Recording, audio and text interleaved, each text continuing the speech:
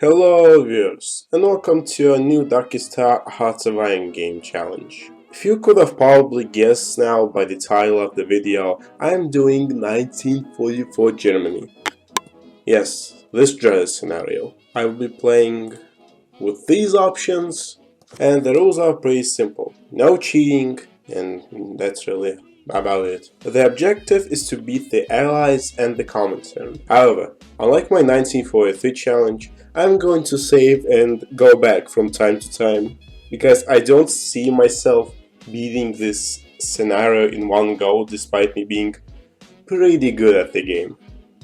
So, without wasting any more time, let's just start the game. I'm pretty sure it's a bit too late to apologize now, but hey, we have until 72 to win this game, and that means more content! First thing I will tackle would be technology. I think you guys know what I'm going to start off with.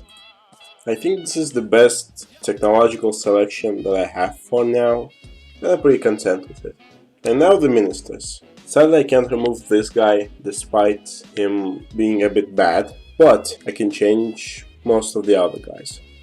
I need research time, manpower growth, and land fort construction. I'm also going to go central planning, something that I have not done in forever. My economy is, well, I'm happy that I'm building these batteries. I think I'm going to disband the guys that are at the bottom. So that sells the tabs, and now I think it's time to relocate my troops in some places. The Italian front is pretty self-explanatory. I'm going to retreat a few divisions into Bologna and Florence since I have level 4 forts and hold the position there for some time. Alright, D-Day. I have to bring these bad boys to Paris. And I believe, yeah, there are two more here. I have to weaken the Atlantic wall a little bit because I'll try to cave D-Day in, which is not something that I should be doing, but I don't really have any other choice. Alright, I'm pretty happy with how the Western Front is composed, so now I'm going to focus on this mess. Before we continue, taking military control of Bulgaria is extremely important. So now I think I have the Balkan front kind of sorted. It's time to sort the Baltic and Central one. Also, do not forget to save your air force if you're to retreat. And now for the next step of my master plan. I'm going to start building a fourth line against the Soviets. So here it is.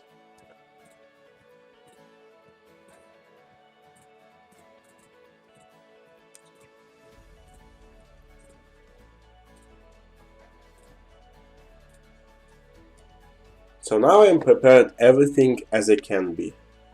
I do hope that I can last enough to hold the Soviets. My batteries have arrived. Well, it's time to start logistical striking can. Because I want to destroy the ESC.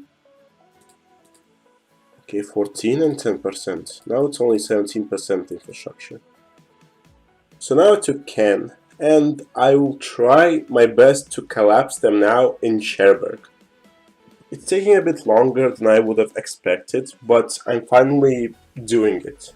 And I managed to break into Bayeux by using the V2 rockets, which are very powerful when it comes to the logistical strike and have a better range. So thanks to them, I brought the infrastructure down to like 8%, and now I think this is the end for them. Finally, I broke D-Day in the end of August. Well, I mean, I guess it works. Since D-Day is free now, well, I hope I have naval bombers somewhere. Well, look at that, D-Day 2 Electric Boogaloo. Unfortunately, it's not going to work for them. It definitely has to be an achievement to make it to the first research technology within this scenario. So luckily the front line against the Soviets is stable-ish. I have quite a few troops against it, and they seem to be holding for now. I will perhaps try to do something against the British in Italy, because why not, I suppose. Also, I seem to be playing whack-a-mole against the Soviets, in the way that I deploy a V2 rocket and bomb a province that has a lot of troops in it to destroy the infrastructure, so that they definitely won't attempt to invade me there. I've never really liked using rockets before, but this is the time for them to shine. So the first line of forts has been built, which is very useful. I also began building forts along this line, just in case I actually manage to hold there. So it looks like the Soviets are invading me everywhere along the line, and I'm not really sure that I can hold it. So I guess I probably need to retreat to my line and bunker down. So yeah, this looks very bad. I think I'm going to actually reload the game and redo the withdrawal part. Though instead I'm going to just retreat bit by bit. I don't want to jinx anything, but I have retreated very slowly, and now I'm sitting here building up forts, and I'm also basically out of manpower. Also, I decided to check upon Japan, and they don't look to be doing that well as well. It's 1947 and I'm still surprisingly surviving. The Americans have quite the force in Denmark, and this doesn't look good also now, does it? However, I'm at least holding against the Soviets, and they are not a threat for me. At least as long as I have some sort of troops against them. The Allies really aren't making things easy for me. They just keep trying to naval land in French provinces, and I just have to redeploy troops over and over just to stop them. Well, I mean, if I do stop them, that means that they will not be able to naval invade me in the future, which is very useful, honestly. Well, this is quite the predicament. Well, luckily, I'm prepared to meet them this time, and there go 41 American divisions, just gone like that. Well, this gives me at least some sort of hope. Also, I think this may or may not be the definition of insanity. Yeah, 40 more divisions are being annihilated. Oh, look at that, they sent in 16 more for some reason. So, at least 100, well, basically 100 American divisions have perished in Venice as of late, which is basically 1,000 manpower. If I keep going like this, the US will just not be able to send any more troops at me.